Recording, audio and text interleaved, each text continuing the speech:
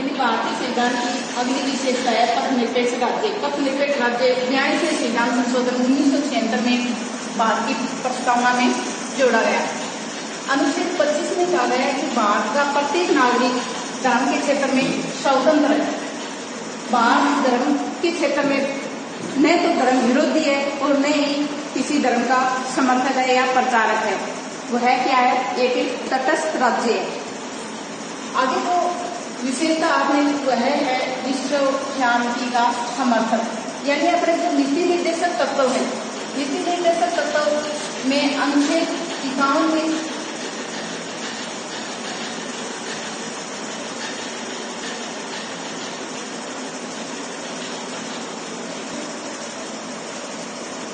भारत अंतर्राष्ट्रीय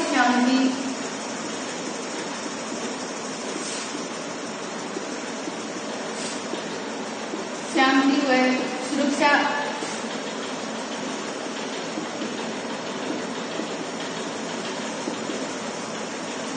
के संबंध में बताया गया है। और इसमें भारत इसके क्षेत्र में गुटनिरपेक्ष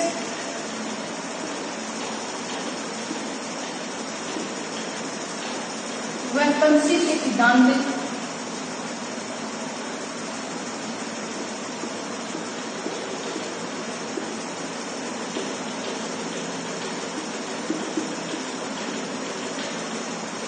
पंथी के सिद्धांत का समर्थन करता है।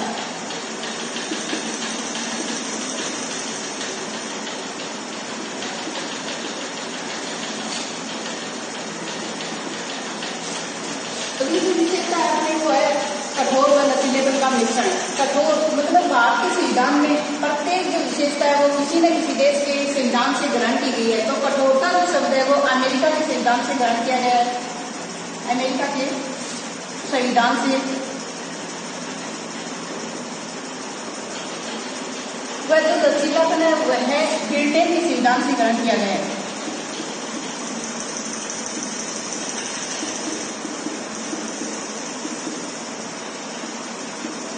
यानी अमेरिका में क्या है कि अत्यधिक कठोर संविधान है, जबकि ब्रिटेन में अत्यधिक लचीला संविधान है। लेकिन अपने जो भारत के संविधान में क्या है, कठोर और लचीलेपन का क्या है, मिश्रण है। तो हमारे संविधान के अनुच्छेद 368 में संविधान संशोधन की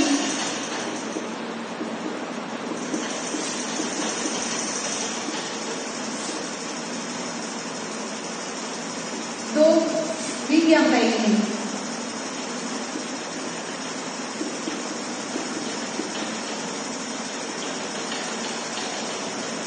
यानी अनुच्छेद 368 में दो विधियां बताई गई हैं, लेकिन वैसे अपने संविधान में 3 विधियों से संशोधन किया जाता है। एक तो साधारण बहुमत से, प्रथम जो विधि है वो क्या है, यानी संविधान के अनुच्छेद में कुल कितनी विधियां बताई है? 368 में 3 विधियां बताई हैं। 3 विधियों में अनुच्छेद 368 के अंदर, अनुच्छेद 368 के अंदर जो पहली विधि है इसका वर्णन नहीं किया गया है और बाकी 2 368 के अंदर 2 विधियों का वर्णन किया गया है, बाकी 2 विधियों का। और जो प्रथम ये विधि है साधारण विधि, इसका अनुच्छेद 368 में क्या नहीं है, वर्णन या उल्लेख नहीं है। तो इसमें 3 प्रकार की जो विधियां बताई है वो प्रथम विधि कौन सी है, वो है संविधान में साधारण बहुमत से संशोधन। इसके आधार पर क्या किया जाता है कि राज्यों का पुनर्गठन किया जाता है या नवीन राज्यों का निर्माण किया जाता है। और दूसरा इसमें इसका उदाहरण है कि राज्यों में विधान जो परिषद है उसका निर्माण किया जा सकता है, या फिर राज्यों में जो विधान परिषद है उसको हटाया भी जा सकता है। ये तो होता है साधारण बहुमत से। अगली जो नीति है वो हमारी है कि कुछ विषयों के मैंने संसद के दोनों सदनों का पूर्ण बहुमत या फिर उपस्थित सदस्यों के 2/3 बहुमत से संशोधन किया जा सकता है। तो तीसरी जो विधि है वो बताई गई है कि दोनों सदनों के पूर्ण बहुमत या उपस्थित सदस्यों के 2/3 के बहुमत के साथ साथ आधे राज्यों की क्या है, स्वीकृति आवश्यक होती है। इस आधार पर जो संशोधन होता है वो एक तो राष्ट्रपति के निर्वाचन की पद्धति से संबंधित होता है।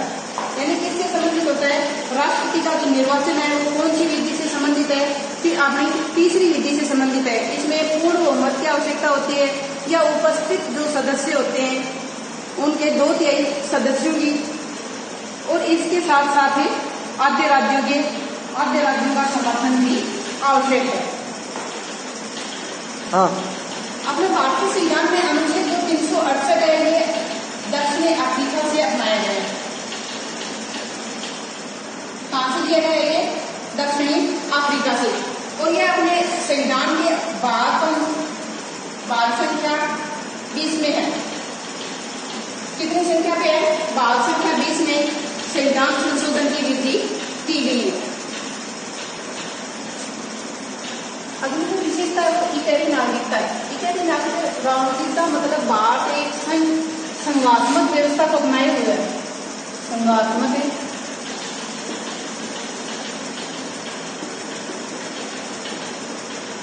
भारत में संघात्मक व्यवस्था है। संघात्मक व्यवस्था में क्या होता है कि नागरिकता दो होनी आवश्यक होती है। यानी एक तो भारतीय नागरिकता और प्रत्येक राज्य की अलग अलग नागरिकता होना क्या है? आवश्यक है। लेकिन हमारी संघात्मक व्यवस्था होते हुए भी क्या है कि इकाई नागरिकता है भारत में। यानी भारत अकेले की ही नागरिकता प्राप्त है, अलग अलग राज्यों की नागरिकता प्राप्त नहीं है। आगे जो अपनी विशेषता है वो है आपातकालीन उपबंध।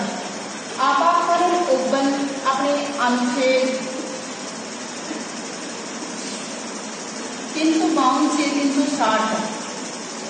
यानी 352 से 360 तक क्या दिए गए हैं? आपातकालीन उपबंध दिए गए हैं, जो बाल संख्या 18 में, बाल संख्या कितने में? 18 में। और आपातकालीन उपबंध अपने जो अनुच्छेद 52 है, 352 अनुच्छेद 352, इसमें युद्ध, बाहरी आक्रमण,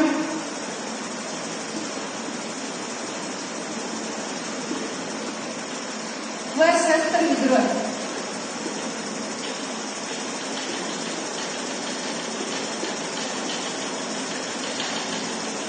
यानी अनुच्छेद 352 है वो युद्ध, बाहरी आक्रमण व सशस्त्र विद्रोह की स्थिति में राष्ट्रपति आपात लगता है। और इसमें राष्ट्रपति आपात 3 शब्दों के नाम पर लगाया जाता है। और अपने भारत में आज तक 3 बार राष्ट्रपति शासन लागू हो चुका है, जो 1962 में, 1971 में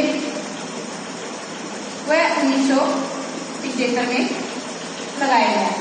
1975 में जो राष्ट्रपति शासन लगा था वह है आंतरिक अशांति के नाम पर।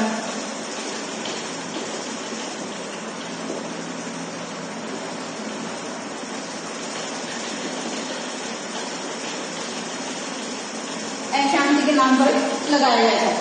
जो आंतरिक अशांति के नाम पर एक बार ये अपने भारत में मैंने किया गया राष्ट्रीय आपात लगाया, लेकिन ये बाद में हटा दिए गए। कब? 44 संविधान संशोधन के बाद इसको हटा दिया गया है और आंतरिक अशांति शब्द के स्थान पर सशस्त्र विद्रोह शब्द को रखा गया।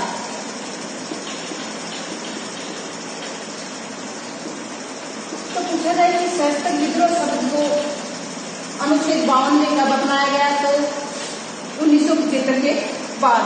और जो ये आंतरिक अशांति शब्द को हटा दिया गया है और सशस्त्र विद्रोह को इसके जगह अपना दिया गया है। अनुच्छेद 356 के तहत राज्य में संवैधानिक तंत्र के विफल होने पर राष्ट्रपति आपात लगाया जाता है। राज्य में संवैधानिक तंत्र यानी संविधान उसके अनुरूप नहीं चल रहा हो तो वहां पे क्या लगता है? राष्ट्रपति आपात लगता है। और राजस्थान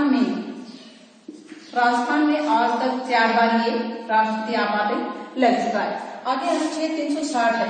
अनुच्छेद 360 वित्तीय आपात से संबंधित होता है, यानी भारत की साख खतरे में होती है तो क्या लगाया जाता है? अनुच्छेद 360 के तहत राष्ट्रपति शासन लगाया जाता है। राष्ट्रपति शासन वित्तीय साख संकट में होती है तब लगाया जाता है। और ये भारत में अभी तक एक बार भी नहीं लगाया। तो ये राष्ट्रपति आपातकाल के समय भारत की जो शासन शक्ति है वो केंद्र के हाथ में आ जाती है, यानी सभी जो शक्तियां हैं उसके ऊपर केंद्र उसके ऊपर शासन बनाता है। और इस समय राष्ट्रपति शासन शुरू होता है, यानी राष्ट्रपति शासन संचालित होता है।